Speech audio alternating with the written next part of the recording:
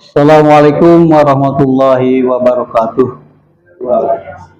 Bismillah, alhamdulillah, sholli wa sallimu ala rasulillah wa ala alihi wa sahbihi wa man tabi'ahu ila yaumil qiyamah.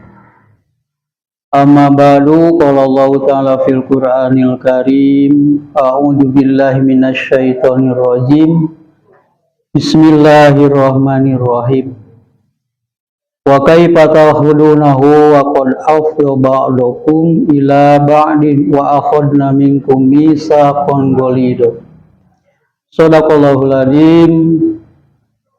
Puji beserta syukur marilah kita panjatkan kehadirat Allah Subhanahu wa taala, yang mana pada kesempatan ini telah mentakdirkan kepada kita bisa membahas satu judul, yaitu pernikahan satu kali untuk seumur hidup. Sholawat dan salam dia dilimpah curahkan kepada baginda Nabi panutan kita, yaitu Nabi Muhammad Sallallahu Alaihi Wasallam, pada keluarganya, kepada sahabatnya, pada umatnya. Mudah-mudahan kita semua termasuk umatnya yang mendapat syafaat daripada.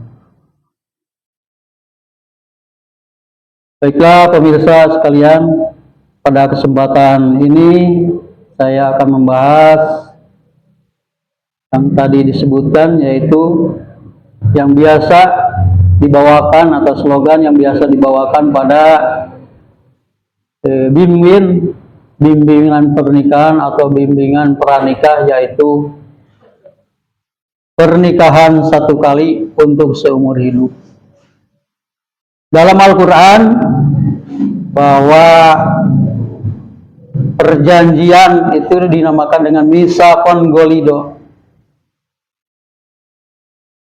bahwa para ulama menafsirkan mitsaqan ghalidha ini bermacam-macam. Di antaranya Ibnu Abbas, Mujahid, dan Sa'id Ibnu Jubair, bahwa yang dimaksud dengan mitsaqan ghalidha yaitu perjanjian yang kuat adalah akad pernikahan. Selanjutnya Sufyan As-Tsauri meriwayatkan dari Ibnu Abbas bahwa maksud dari mitsaqan ghalidha itu adalah memegang dengan cara yang patut atau melepaskan dengan cara yang baik. Imam Al-Jalaluddin Al-Mahali dan Imam Jalaluddin As-Suyuti dalam tafsir Jalalain menyebutkan mitsaqan sebagai bentuk taukid, artinya penekanan atau penegasan dari sebuah janji.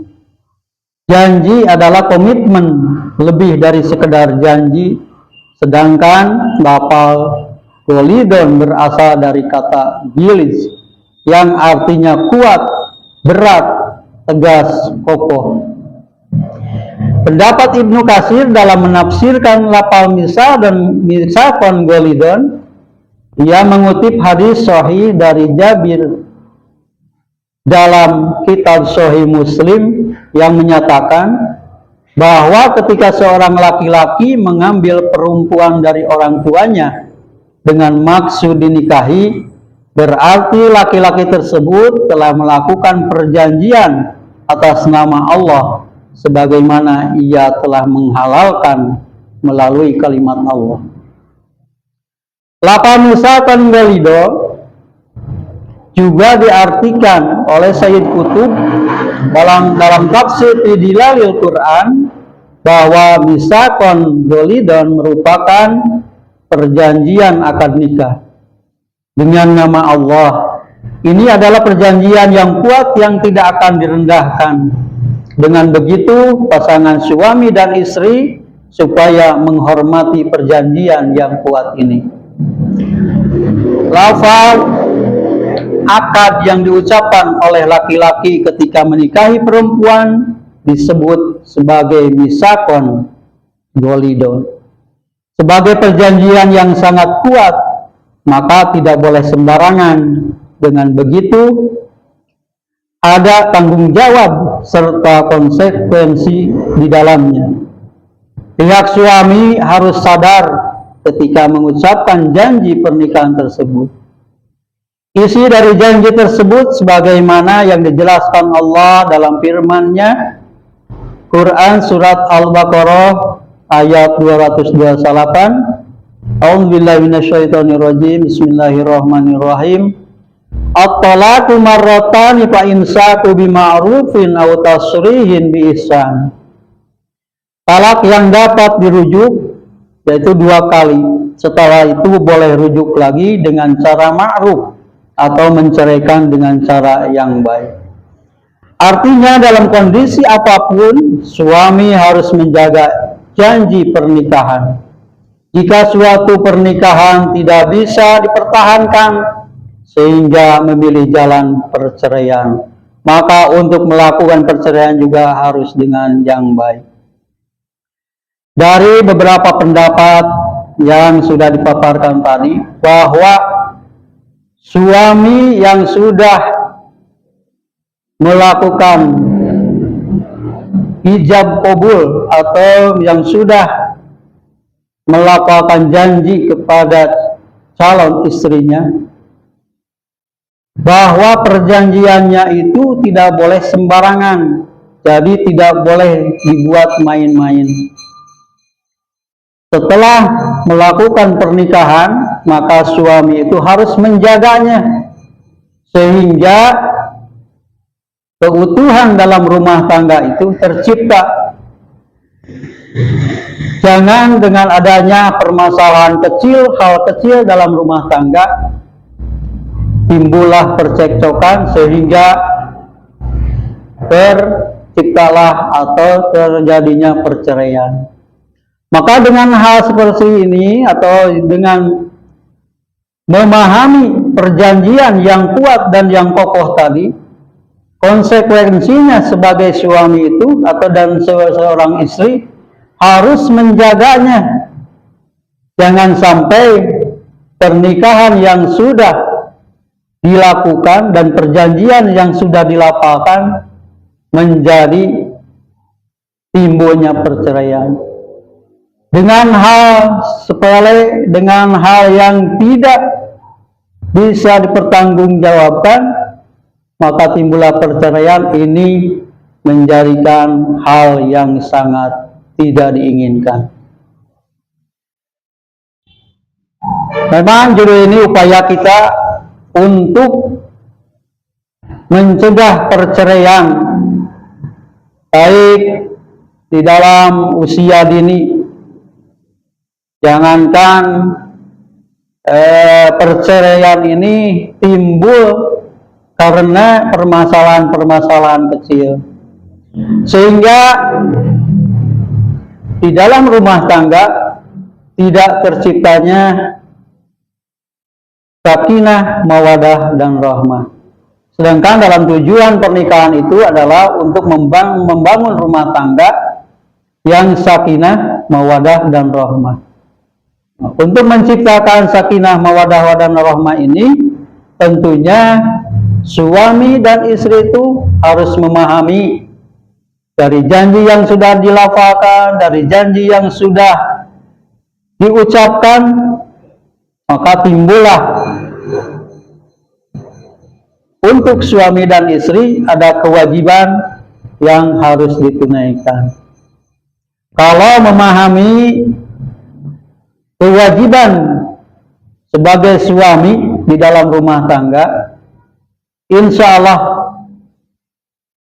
pernikahannya itu akan terlahir atau tercipta jadi sakinah, mawadah, dan rahmah, yang kedepannya itu menimbulkan keturunan-keturunan yang soleh dan solehah. Itu tujuan dari pernikahan. Memang dalam undang-undang tidak ada yang mengatur secara khusus mencegahnya untuk perceraian. Namun upaya pemerintah atau ikhtiar pemerintah ke arah mencegah pernikahan khususnya pernikahan di usia dini memang sudah ada. Contohnya dengan lahirnya Undang-Undang Nomor 16 Tahun 2019 yang mengatur tentang batas minimal usia pernikahan. Yang tadinya diatur dalam Undang-Undang Nomor 1 tahun 1974, dan yang mana batas minimal usia bagi calon pengantin itu, bagi calon pengantin perempuan yaitu 16 tahun, dan bagi calon pengantin laki-laki yaitu 19 tahun. Dengan lahirnya Undang-Undang Nomor 16 Tahun 2019 yang diusulkan oleh Komisi Perlindungan Perempuan dan Perlindungan Anak dengan berbagai hasil penelitian, yaitu batas minimal usia bagi calon pengantin itu bagi laki-laki dan bagi perempuan sama, yaitu 19 tahun. Yang mana atas dari penelitian tersebut bahwa pada usia 19 tahun tersebut tingkat kematangan berpikir, kedewasaan sudah bisa dipertanggungjawabkan untuk menghadapi permasalahan-permasalahan yang ada pada keluarganya masing-masing. Nah, ini merupakan ikhtiar pemerintah dalam mencegah perceraian di usia dini.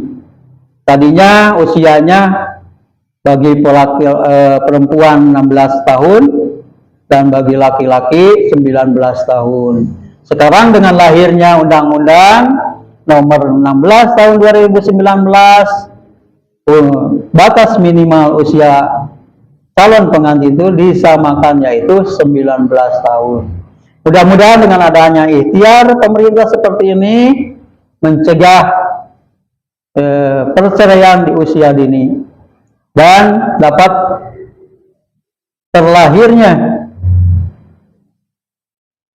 dalam pernikahan tersebut, yaitu sakinah, mawadah, warahmah yang dicita-citakan oleh semua insan dan dicita-citakan oleh pemerintah supaya menjaga keutuhan dalam rumah tangga, menjaga keturunan kita bisa mendidik dan melahirkan keturunan yang soleh dan solihah, berguna bagi nusa, bangsa, dan agama. Mungkin pemaparan dari saya cukupkan sekian, mudah-mudahan ada manfaatnya, khususnya bagi saya, umumnya bagi pemirsa sekalian. Wabillahi taufiq wal hidayah. Wassalamualaikum warahmatullahi wabarakatuh.